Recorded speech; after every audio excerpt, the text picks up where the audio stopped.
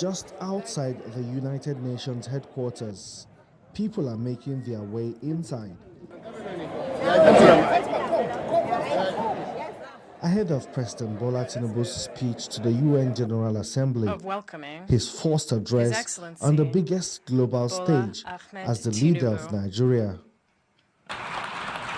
Inside the General Assembly Hall, President Bola Tinubu takes to the rostrum to deliver a broader message that transcends beyond Nigeria and cuts across Africa. Mercenaries and extremists with their lethal weapons and vile ideologies invade our region from the north. This harmful traffic undermines the peace and stability of the entire region. President Bola Tinubu is bold about his declaration that Nigeria is open for business. We welcome partnership with those who not mind seeing Nigeria and Africa assume larger roles in the global community.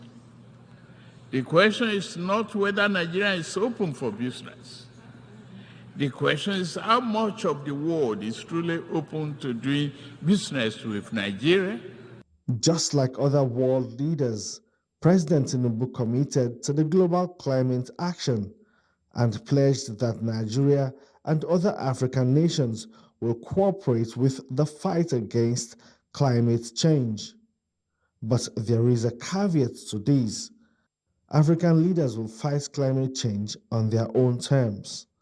African nations will fight climate change, but must do so on fair and just terms. Beyond the flowery speech at the United Nations, there seems to be a lot of excitement and optimism generated by what the speech translates to for the people in the country and on the continent. They commended Nigeria's new posture of leadership in Africa. The president talked about strong leadership for Africa and Africa taking the lead, Africa not being a problem, but a solution to the future. He touched on Nigeria's need for reforms and the path is taken. So it resonated with the international community and it also resonated with Nigerians abroad. And one thing about that speech is this: it projects Nigeria. It tells the world that Nigeria is ready for business. It tells Nigeria that Nigeria is actually leading in Africa. The coming days will be busy for President Bola Tinubu as he continues to push Nigeria's investment drive and fast-track national growth and opportunities. Femi Akonde, TVC News, New York. Indeed. So just a recall there. And our guest still is Mr. Niyi Akinsiju.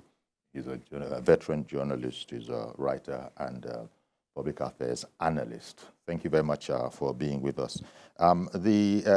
Actually, there was a time when the president, first of all, he got applause when he referred to the planet, this forgiving planet, and you know that we have to do all that we can to take care of it. But just before I come back to you, let me come on with Mr. George calling in from Ikeja. Good morning to you. Good morning, Uncle Yori, and good morning to your guests. Yes, thank you. Uncle Yori, when a man who is called for a task enters the stage, he is not difficult to recognize. You cannot ignore him, but listen to him. I am telling you, Uncle Yori, that I am particularly a proud Nigerian today for seeing my president being recognized anywhere he goes. That is how it should be. It is what you call yourself that people call you. The president was made the head of ECOWAS within a month or so that he came to power. And you can see that he's already the uncrowned chairman of African Union because they see that this is somebody who is different. That is how it should be. One thing I would have loved the president to remind the world is that they should please return our stolen money. Some of them call us thieves, and that we are fantastically corrupt. Yet, all the money that the corrupt Nigerians looted to their countries, they are enjoying it, they are using it in their economy to improve their own system. Let them please return the money to us. We have something to do with it.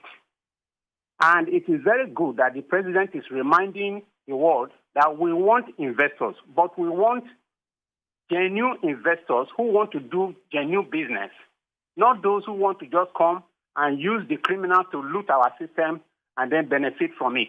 So many companies are in this country from outside, mining our mineral resources illegally, and they are getting away with it. So the president is I am very, very happy with the way he has taken it. He should come back home and put the ground in order. Let us put our home in order. When these investors actually come, they will see that we are serious about what we are telling them, that it's only genuine business people that we want in our country. We will still prosper like that. We don't need criminal ones. And I really wish him well in this task. Thank you. Thank you very much for calling in, Mr. George. And as the president said, rather than the sad history of the past in Africa, he had exhorted that we hope to walk the rich, and it was quite poetic, we hope to walk the rich African soil and live under the magnificent African sky, free of the wrongs of the past and clear of their associated encumbrances. We desire a prosperous, vibrant, democratic living space for our people. I mean, in terms of exhortations, that was like a rallying cry, and it's like a, hear ye this. This is the way we are. And quite frankly, we can't be faulted. We can't be faulted. It's like he's given every one of us in Africa, Nigeria and Africa. That's the one thing about, maybe it's fitting that he just didn't limit himself to Nigeria. Nigeria is an integral part of Africa. That was a brilliant, I think many people also commented on the brilliant crafting of the speech in that regard. The speech was well crafted, allowed for the obvious appreciation of the oratorial garb of the president, because he paced the speech very well, so that every statement that exuded from the statement was well contextualized, and you could see them as nuggets, as different from the next one, as he was marshalling those issues and those points. And I think even more impressive is the fact that he was able to connect in an hierarchical manner, so much that by the time the speech got to an end, it climaxed. It reached a true crescendo appropriately. And that is how a good speech should be. It should start from the valley and take the listener, to the mountain top. The president was able to achieve that. The content of the speech itself allowed for that literary exuberance, if I want to put it that way. Indeed. So let me bring on Ada. I beg your pardon. Let me bring on Ada, who has called in from Jos. Good morning, Ada. Yes, hello, your guest, Mr. Niyi. Ada calling from Jos, Plateau State. Mr. Yori, I was so happy. I was proud of my president, honestly. That speech was well written out, well thought out, well presented. He had so much energy. Indeed. Niyi, Ada, she was alluding, I mean, the speech was a masterpiece, if you don't mind my saying so. And then part of a masterpiece is, of course, the delivery. It was, Ada was just saying how proud she was. You've been speaking about the virtues of that script, the speech itself. But then, so no matter how good a speech is, the delivery is tremendously important. And there, I think Mr. President excelled and carried everybody along. And as I said, the one thing that you notice in all the comments, if you go look on YouTube, everywhere where the complete speech was, comments were along the lines of, this Nigerian president makes me proud to be an African. The way he delivered it. It was delivered in a no-hold-bar manner, and quite punchy. I am not a voice texture expert, but from the amateurish understanding of voice texture, how do I call it now? The way they put it is to say that the speech, that was saying it had energy. Yes, it had energy. It had confidence. And it also had that bit of commitment that this person that was delivering this speech was not just reading a speech. The speech was coming from his heart. And therefore, as it is being delivered, it carries along a taint of conviction. So it's not just a conviction from the individual, but it's being carried to the listeners as well. And that is why the speech had that kind of acceptance across the world amongst Africans. So it was not just talking to Africans, to the global north. It was talking to Africans themselves.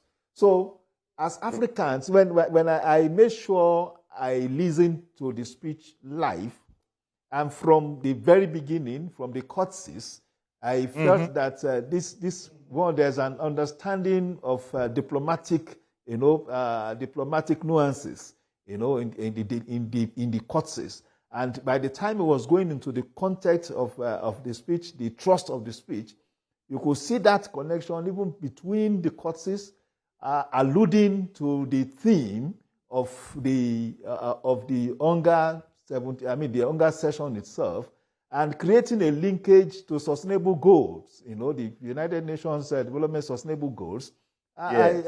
I feel that the speech was not just already written.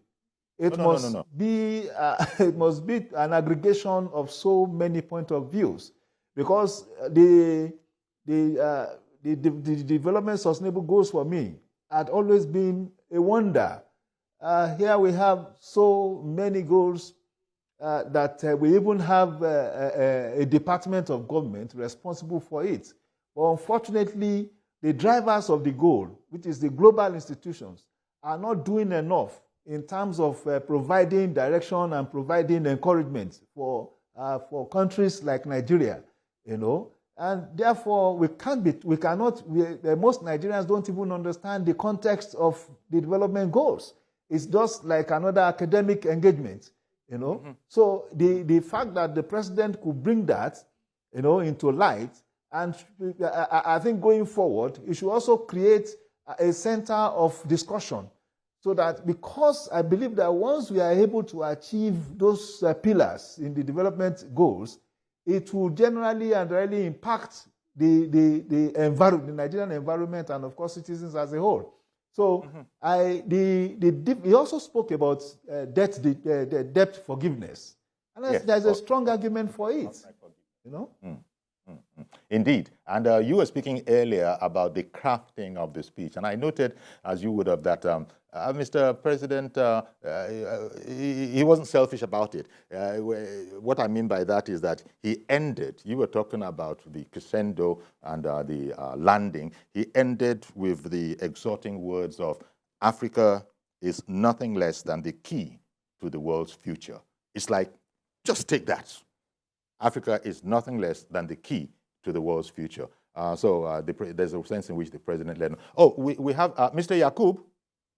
Good morning. Hello. Good morning, Mr. Yakub. Good morning, Chief Yori. Thank you very much for calling in. Sorry for keeping you waiting. Good morning. And then good morning to Mr. Niyi Akinsiju. He has done a lot of justice to the Mr. President trip to General Assembly. Chief Yori, I think I will go the way Mr. George and then the last caller Ada. That said that I personally am also a proud Nigerian today. And then those are the qualities that we that supported this president know that he had.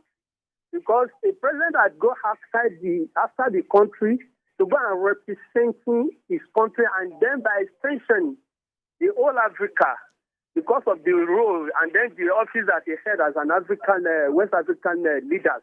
You see, this president is a president whereby when he spoke from inland, not that even the book, the paper that was in front of him. Sometimes when Mr. President spoke, he spoke from in between himself. I think the next thing that I personally, and then I think a lot of Nigerians would like Mr. President to do next, is that the situation we find ourselves presently in terms of petroleum price and all that, because I know that he struck a deal with ExxonMobil as well, because this is a company that he has one time working for. And then the deal that he see with ExxonMobil is also a good and then welcome development to this country. So he should be able to come back and do all what he needs to do to make sure that this price of pump price comes down drastically. And then, to me personally, even though I'm a novice in that sphere, I believe that if a refinery comes to work the way it should, I think this price of a thing will drastically come down. And then Nigeria will be able to applaud him again. Yes, I don't have that in my mind that he will succeed, and then we'll continue to pray for him, especially good health, and then so that he can be able to take us to the glory time that we always pray for. Thank you and God. Good morning, Mr. Ayori. Thank you very much, Mr. Yakub, and also for holding on there. So the president has done a marvelous job by most accounts in terms of the content of his address to the world through the United Nations General Assembly. If anybody was looking for, one, what is Nigeria's direction? It's in there. Indeed, what is the aspiration of Africa? It's also in there. So that's why a lot of Africans, I was quite surprised that a lot of Africans were actually latching on to the speech and saying, now this is the new age kind of a leader, setting up an agenda, as it were, for a totally different approach to governance and partnership with the world.